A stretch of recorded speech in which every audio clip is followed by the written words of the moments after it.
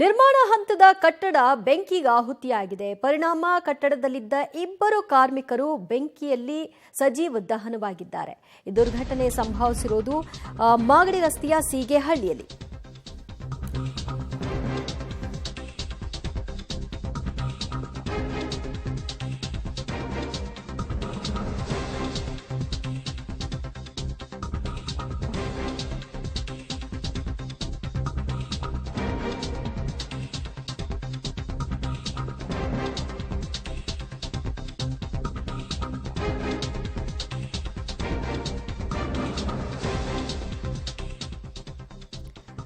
ನಿರ್ಮಾಣ ಹಂತದ ಕಟ್ಟಡ ಬೆಂಕಿಗೆ ಆಹುತಿಯಾಗಿರುವಂತಹ ಪ್ರಕರಣ ನಡೆದಿದೆ. ಕಟ್ಟಡದಲ್ಲಿದ್ದ ಇಬ್ಬರು ಕಾರ್ಮಿಕರು ದುರ್ಮರಣಕ್ಕೆ ಈಡಾಗಿದ್ದಾರೆ.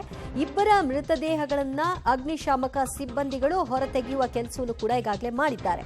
ಉತ್ತರ ಪ್ರದೇಶದ ಉದಯ್ ಬಾನು 40 ವರ್ಷದವರು, ಬಿಹಾರ ಮೂಲದ ರೋಷನ್ 23 ವರ್ಷ, ಇಬ್ಬರು ಸಾವನ್ನಪ್ಪಿದ್ದಾರೆ. ಕಾರ್ಮಿಕರ ಸಿಲಿಂಡರ್ ಸೋರಿಕೆಯಿಂದಾಗಿ ದುರಂತ ಸಂಭವಿಸಿದೆ ಅಂತ ಪೊಲೀಸರ ಪ್ರಾಥಮಿಕ ಮಾಹಿತಿಯಲ್ಲಿ ತಿಳಿದು ಬರ್ತಾ ಇದೆ. ಮಾಗಡಿ ರಸ್ತೆಯ ಸೀಗೆಹಳ್ಳಿಯ ಶಿವಾನಿ ಗ್ರೀನ್ಸ್ ಲೇಔಟ್ನಲ್ಲಿ ಈ ದುರ್ಘಟನೆ ಸಂಭವಿಸಿರೋದು.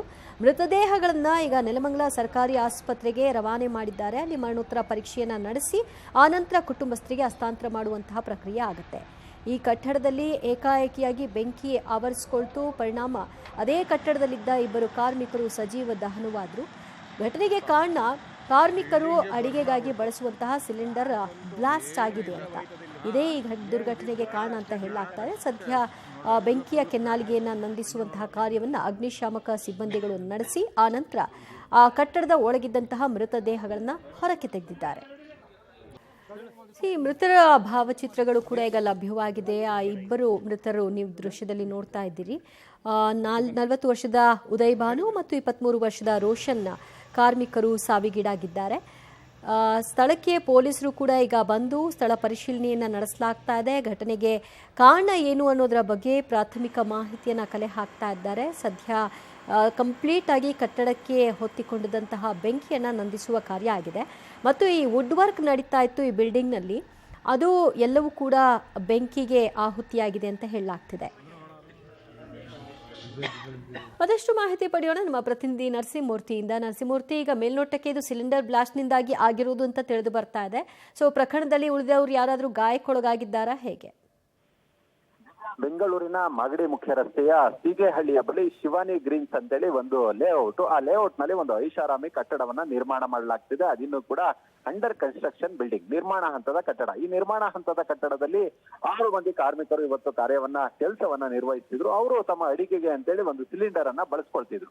ಇವತ್ತು ಆ ಸಿಲಿಂಡರ್ ಸುಮಾರು ಒಂದು 11:30 ಸುಮಾರಿಗೆ ಆ ಸಿಲಿಂಡರ್ ಲೀಕೇಜ್ ಆಗಿ ಬೆಂಕಿ ಹತ್ಕೊಂಡಿರಬಹುದು ಅನ್ನೋ ಒಂದು ಶಂಕೆ ಪೊಲೀಸರು ವ್ಯಕ್ತಪಡಿಸಿದ್ದಾರೆ. ಯಾವಾಗ ಆ ಸಿಲಿಂಡರ್ ಲೀಕ್ ಆಯ್ತು, ಬೆಂಕಿ ಹತ್ಕೊಳ್ತು, ಆ ಕಟ್ಟಡದ ಒಳಭಾಗದಲ್ಲಿ ತುಂಬಾ ಇಂಟೀರಿಯರ್ ವರ್ಕ್ ಅಲ್ಲಿ ಆ ವುಡ್ ಡಿಸೈನ್ ಅನ್ನ ಮಾಡಲಾಗಿತ್ತು. ಸಾಕಷ್ಟು ವುಡ್ ಗಳನ್ನ ಬಳಸಲಾಗಿತ್ತು. ಹೀಗಾಗಿ ಮರ ಬೆಂಕಿಗೆ ಹತ್ಕೊಂಡಿದ್ರಿಂದ ಇಡೀ ಕಟ್ಟಡ, ಒಂದು 3 ಅಂತಸ್ತಿನ ಬೃಹತ್ ಕಟ್ಟಡ ಸಂಪೂರ್ಣವಾಗಿ ಧಗಧಗಿಸಿ ಹೊತ್ತು ಉರಿದಿದೆ. ಕೆಲಸ ಮಾಡುವಂತಹ ಸಂದರ್ಭದಲ್ಲಿ 6 ಮಂದಿ ಇದ್ದಂತಹ ಕಾರ್ಮಿಕರಲ್ಲಿ 4 ಮಂದಿ ಹೊರಗೆ ಬಂದಿದ್ದಾರೆ. ಒಬ್ಬಾತ ಕಟ್ಟಡದ ಮೇಲ್ಭಾಗದಲ್ಲಿ ವಾಟರ್ ಟ್ಯಾಂಕರ್ ಮೇಲೆ ಕುಳಿತಿದ್ದ ಆತನನ್ನ ಅಗ್ನಿಶಾಮಕ ದಳದ ಸಿಬ್ಬಂದಿ ರಕ್ಷಣೆಯನ್ನ ಮಾಡಿದ್ದಾರೆ. ಉಳಿದ ಇಬ್ಬರು ಬೆಂಕಿಯ ಕೆನ್ನಾಲಿಗೆಗೆ ಸಿಲ್ಕೊಂಡಿದ್ದಾರೆ. ಅವರನ್ನ ರಕ್ಷಣೆ ಮಾಡೋದಕ್ಕೆ ಸಾಧ್ಯವಾಗಿಲ್ಲ. ಆ ಧಗಧಗಿಸಿದ ಬೆಂಕಿಗೆ ಆ ಇಬ್ಬರು ಸಂಪೂರ್ಣವಾಗಿ ಸುಟ್ಟು ಕರಕಲಾಗಿದ್ದಾರೆ. ಆ ಇಬ್ಬರ ಗುರುತನ್ನ ಇದೀಗ ಪತ್ತೆ ಮಾಡುವ ಕೆಲಸವನ್ನ ಪೊಲೀಸರು ಮಾಡಿದ್ದಾರೆ. ಉತ್ತರ ಪ್ರದೇಶ ಮೂಲದ ಉದಯ್ ಭಾನು ಅಂತೇಳಿ ಈತ 40 ವರ್ಷ, ಬಿಹಾರ ಮೂಲದ ರೋಷನ್ ಅಂತೇಳಿ 23 ವರ್ಷ. ಇವರು ಕಾರ್ಮಿಕರು, ಕಟ್ಟಡ ಕಾರ್ಮಿಕರು, ಕೆಲಸವನ್ನ ನಿರ್ವಹಣೆಗೆ ಅಂತೇಳಿ ಬಂದಿದ್ರು. ಅವರು ಸುಟ್ಟು ಕರಕಲಾಗಿದ್ದಾರೆ. ಅವರು ಆ ಘಟನೆಯಲ್ಲಿ ಸಾವನ್ನಪ್ಪಿದ್ದಾರೆ. ಇದೀಗ ಆ ಮೃತದೇಹಗಳನ್ನ ನೆಲಮಂಗಲ ಸರ್ಕಾರಿ ಆಸ್ಪತ್ರೆಗೆ ಸಾಗಿಸುವ ಕೆಲಸವನ್ನ ಮಾಡಲಾಗಿದೆ. ಇದೀಗ ಆ ಒಂದು ಬೆಂಕಿ ಏನಿದೆ ಅದು ಹತೋಟಿಗೆ ಬಂದಿದೆ. 3 ಅಗ್ನಿಶಾಮಕ ದಳದ ವಾಹನಗಳು ಸಂಪೂರ್ಣವಾಗಿ ಬೆಂಕಿಯನ್ನ ನಂದಿಸಿದಾವೆ. ಮಾದನಾಯಕನಹಳ್ಳಿ ಪೊಲೀಸರು ಪ್ರಕರಣವನ್ನ ದಾಖಲು ಮಾಡಿಕೊಂಡಿದ್ದಾರೆ. ಮಂಡ್ಯ ಮೂಲದ ಸತೀಶ್ ಅನ್ನೋರಿಗೆ ಈ ಕಟ್ಟಡ ಸೇರಿದೆ ಅನ್ನೋ ಮಾಹಿತಿಗಳು ಕೂಡ ಲಭ್ಯವಾಗ್ತಿದೆ. ಅಂದ್ರೆ ಯಾವ ಫ್ಲೋರ್ ನಲ್ಲಿ ಸಿಲಿಂಡರ್ ಸೋರಿಕೆ ಆಗಿದ್ದು ಅಲ್ಲೇ ಬೆಂಕಿ ಕಾಣಿಸ್ಕೊಂಡಿದ್ದ? ಇದು ಈ ಇಬ್ಬರು ಮೃತರಾಗಿದ್ದಾರಲ್ಲ, ಇವ್ರು ಯಾವ ಫ್ಲೋರ್ ನಲ್ಲಿ ಇದ್ರಂತೆ? ದಿವ್ಯಾ, ಸಂಪೂರ್ಣವಾಗಿ ಇಡೀ ಬಿಲ್ಡಿಂಗ್ ನಲ್ಲಿ ವುಡ್ ವರ್ಕ್ ನಡೀತಿತ್ತು. ಅದ್ರ ಜೊತೆಗೆ ಪೇಂಟಿಂಗ್ ಕೆಲಸ ನಡೀತಿತ್ತು. ಹೀಗಾಗಿಯೇ 6 ಕಾರ್ಮಿಕರು ಬಿಲ್ಡಿಂಗ್ ನಲ್ಲಿ ಕೆಲಸವನ್ನ ನಿರ್ವಹಣೆ ಮಾಡ್ತಿದ್ರು. ಸಂಪೂರ್ಣವಾಗಿ ಅಂದ್ರೆ ದೊಡ್ಡ ಮಟ್ಟದಲ್ಲಿ ವುಡ್ ಡಿಸೈನ್ ಅನ್ನ ಕಟ್ಟಡದ ಒಳಭಾಗದಲ್ಲಿ ಮಾಡಿಸಲಾಗಿತ್ತು. ಪೇಂಟಿಂಗ್ ಕೆಲಸ ಕೂಡ ಜೊತೆಯಾಗಿ ನಡೀತಿತ್ತು. ಹೀಗಾಗಿ 6 ಕಾರ್ಮಿಕರು ಕರ್ತವ್ಯ ನಿರ್ವಹಣೆಯನ್ನ ಕೆಲಸವನ್ನ ನಿರ್ವಹಿಸ್ತಿದ್ರು. ಈ ಸಂದರ್ಭದಲ್ಲಿ ಅಡುಗೆಗೆ ಅಂತೇಳಿ ತಂದಿದ್ದಂತಹ ಸಿಲಿಂಡರ್ ಲೀಕ್ ಆಗಿದೆ. ಆ ಲೀಕ್ ಆದಂತಹ ಸಂದರ್ಭದಲ್ಲಿ ಯಾರೋ ವಿಡಿಯೋ ಅಥವಾ ಸಿಗರೇಟ್ ಅನ್ನ ಸೇದುವಂತಹ ಸಂದರ್ಭದಲ್ಲೋ ಹೇಗೋ ಅದು ಸ್ಪಾರ್ಕ್ ಆಗಿದೆ, ಬೆಂಕಿ ಹೊತ್ಕೊಂಡಿದೆ. ಆ ಬೆಂಕಿ ಮೊದಲ ಫ್ಲೋರು, ಅದ್ರ ಜೊತೆಗೆ ಸೆಕೆಂಡ್ ಫ್ಲೋರ್, ಥರ್ಡ್ ಫ್ಲೋರ್ ಹೀಗೆ ಸಂಪೂರ್ಣವಾಗಿ ಹೊತ್ತಿ ಉರಿದಿದೆ. ಯಾವಾಗ ಸಣ್ಣ ಪ್ರಮಾಣದಲ್ಲಿ ಬೆಂಕಿ ಇತ್ತು ಆ ಸಂದರ್ಭದಲ್ಲಿ ಕೆಲವರು ಹೊರಗೆ ಬರುವ ಕೆಲಸವನ್ನ ಮಾಡಿದ್ದಾರೆ.